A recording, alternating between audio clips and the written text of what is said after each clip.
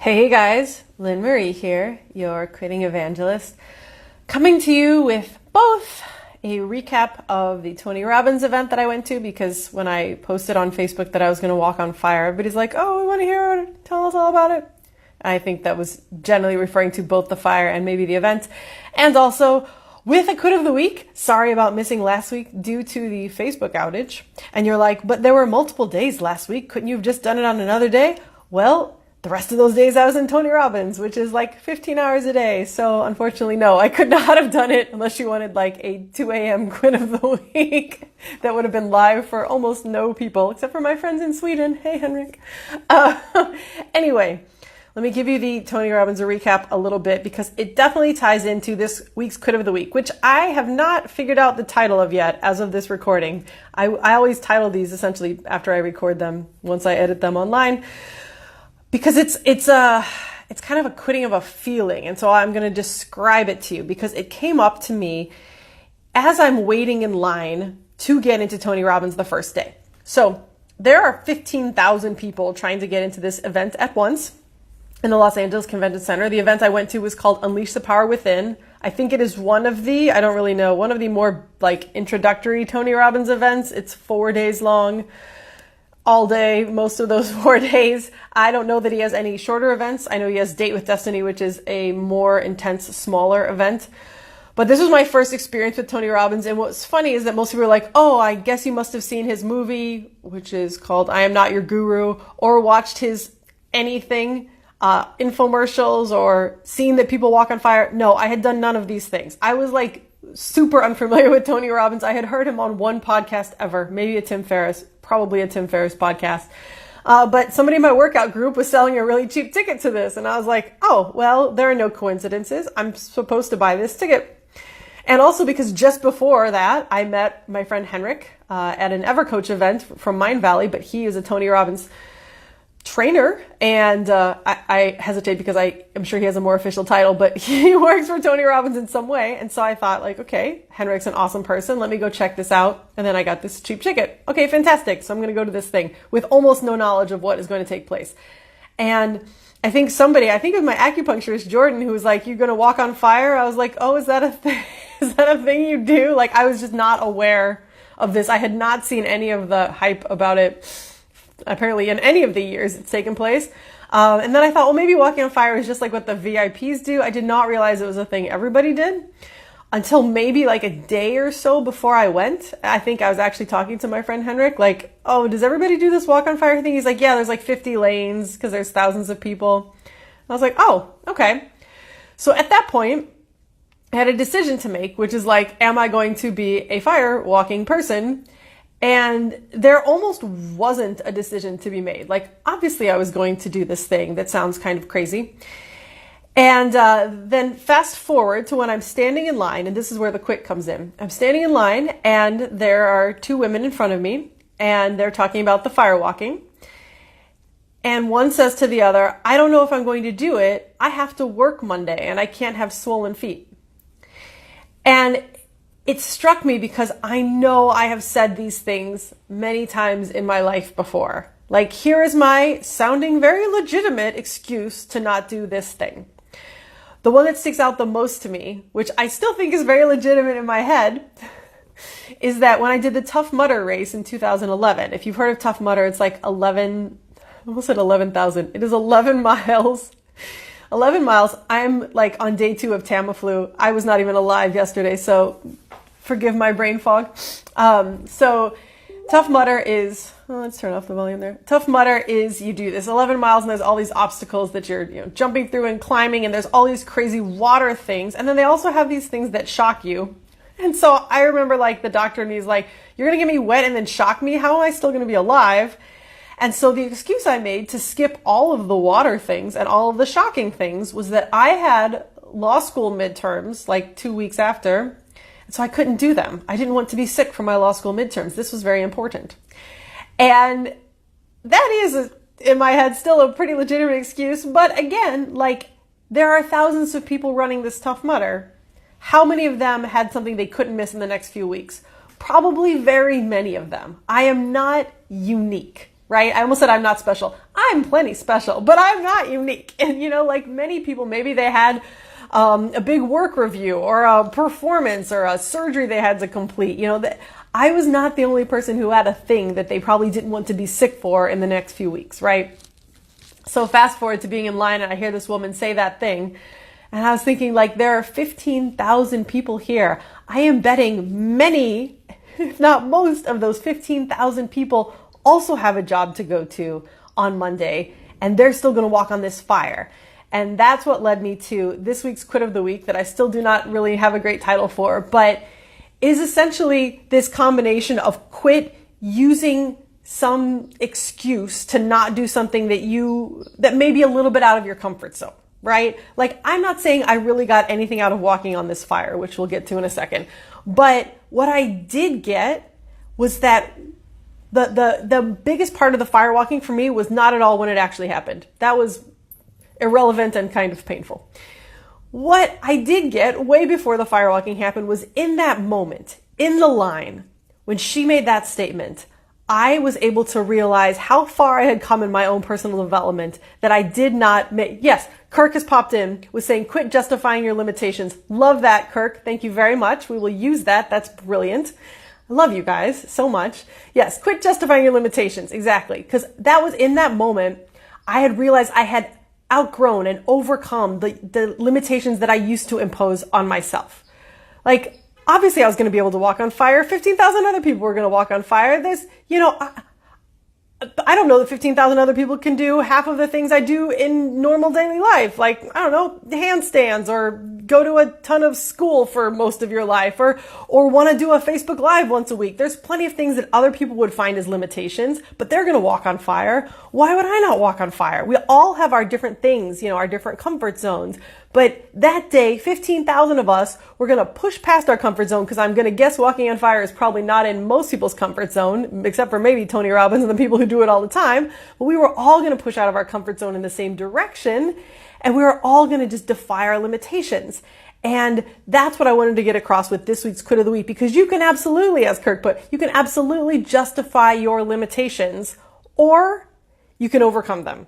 And you can realize, yeah, the justification may be super legit. Like I was saying, yeah, of course nobody wants to risk burning their feet and not being able to walk on Monday. With a Tough Mudder, of course nobody wants to get sick and do poorly on law school exams. But you have to realize, with that mindset, you're always going to be able to find a reason to keep those limitations in place and not push past. And, there's always this little asterisk when I think about telling people I've done the Tough Mudder. I'm like, yeah, I've done the Tough Mudder, but I wasn't actually that tough because I didn't do all of the events. Essentially I ran 11 miles and climbed some things. Definitely the things I did were still hard, but I didn't get shocked. I didn't go in the super cold plunge. If I keep doing that, keep putting up a reason okay, cold hyper, I'm again, Tamiflu is kicking in. Exposing yourself to cold baths, right? That is a new big thing. It's not a new thing for recovery. Athletes have been using it forever. But in the biohacking world, everybody's you should, go from cold to hot and cold to hot. And you should, do the Wim Hof thing where you're jumping in these cold baths. Well, I have Raynaud's, so does 10% of everybody, where if I get cold, my hands and feet go numb nearly, instantly. If I said, I've got Raynaud's, I can't do that. Well, yeah, that's a legitimate reason. I would like to be able to feel my hands and feet, but they're not going to fall off. And I could benefit a lot from that cold bath.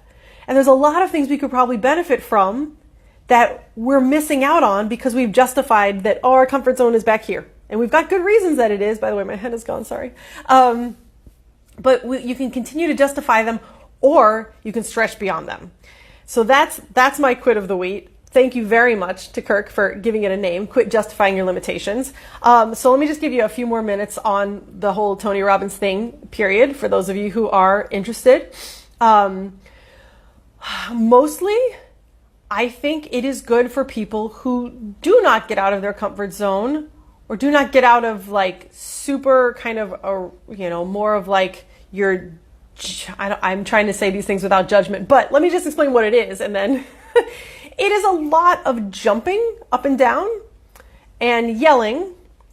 And I'm sure that there is some kind of psychological, he even said that, there's a reason we're getting you to say yes all these times and do all these things. I am guessing your average, by the way, I don't know what an average person is like. I live by myself. I don't know what other people do in their day. I don't think most people dance or sing in a regular day. And you do a lot of the dancing and some of maybe the singing along. There's even a place where you play air guitar to a song that has barely much of a guitar riff. That was confusing. But I think if you don't do those on a daily basis and you come to a place where you are not only allowed to, but like expected to and rewarded the more you kind of like let yourself loose, that could be very transformative for you. Because I think, I mean, people that I was there with that I don't necessarily dance and sing on a daily basis. I wasn't there with anybody, but people that were like around me were like getting a lot out of it. But as a person who like sings out loud all the time and dances through the aisles at the grocery store, it is not that different from my daily life. In fact, it was kind of rougher because they were like, dance to this song that you don't like. And I'm like, no, I'm a dancer. I only dance to songs that I like. And like people are looking around like, why aren't you jumping around? I'm like, well, that's also not dancing. Like it was called UPW for Unleash the Power Within. And I was like, it should definitely be called WPJ because it's mostly just white people jumping. Like that was what it is for many, many hours. Now, again, I am not discounting the transformative value of all that. And like, I think once it gets people into that state where they realize like, oh, I've bust out of my daily norm, then I can start busting out of my like mental limitations. I believe there's all kinds of, benefits to this. I'm sure. I mean, he's been doing this forever. And I talked to many people who have like uncovered a bunch of psychological things from this. And so I'm not saying that there is not definite benefit that can come from this, but I think everybody comes from their own place. I have done a ton of work in other ways to get to those psychological blockages, etc. So I think it all depends on where you come. If you have done nothing like in the way of psychotherapy or any other kind of deep exploration into your psyche or your limitations, and you don't jump and dance and sing a lot, then this may be the event for you, right? This may really make a difference. The fire walking for me, like I said, the pride that I felt from being a fire walker took place the minute I decided to do it. And it was the minute that I realized it wasn't even a decision. The minute that I was like, of course I'm badass, I'm going to walk on this fire. Like I know that years ago I would not have thought that. I attribute a lot of that courage to capoeira. Because had you told me 10 years ago, yeah, you'll get into a small circle with other people who are going to be kicking at your head, who are like 10 years younger than you and like ripped Brazilian dudes, I would have been like, no, I am not, but then I spent 7 years doing it. And I think that released my limitations there. Nick Murphy, am I too far gone to attend and come out ahead? Very hard to say, Nick. But anyway, the fire walking, like, yeah, if you've never done anything that's brought you out of your comfort zone, if you've never gone to Burning Man, that was like the first thing that yanked me out of my comfort zone. Like, I don't camp. I don't spend a week without washing my hair.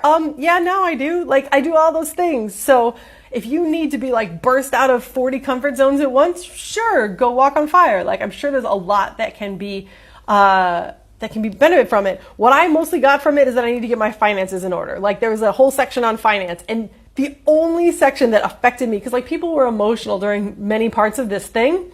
The only time I got emotional at all was the finance part, which I don't know if that's that common, but was a big enough indicator to me that like get your finances in order, because really, my credo is freedom, and I have almost every freedom I could want except for financial freedom, right? So clearly that's obviously the one thing I need to get in order. And so I've worked to like have some conversations with people that are smarter than I about finance to help get that in order. But otherwise I ended up feeling pretty good about the fact that like most mental limitations or stories that I'm telling myself, I've already identified, and I'm already working on getting through those. So it was not like super traumatic nor necessarily transformative. But I'm glad I experienced it for the most part. I mean, it's very long and very cold. They keep it very cold, and you cannot imagine how cold, like parka wearing ski gear cold. Like they gave me some heat packs at the end because my fingers were super numb. I did not go to the fourth day because it seemed to be mostly biohacking stuff, which I already do. And because I was freezing, like I just couldn't be freezing for another day. I'm pretty sure that's why I have gotten my first ever flu ever in my life. I'm 41. I got my first flu ever yesterday, despite having the godforsaken flu shot, required by my job. But yeah, so that's the takeaway. I'd be happy to answer any more questions that you have about the event. I think the fact that I am the only person out of everybody I know who didn't find it the most transformative thing ever either says that it really is a transformative event, or that you should ask me about all the other things I've done beforehand, because those are also transformative.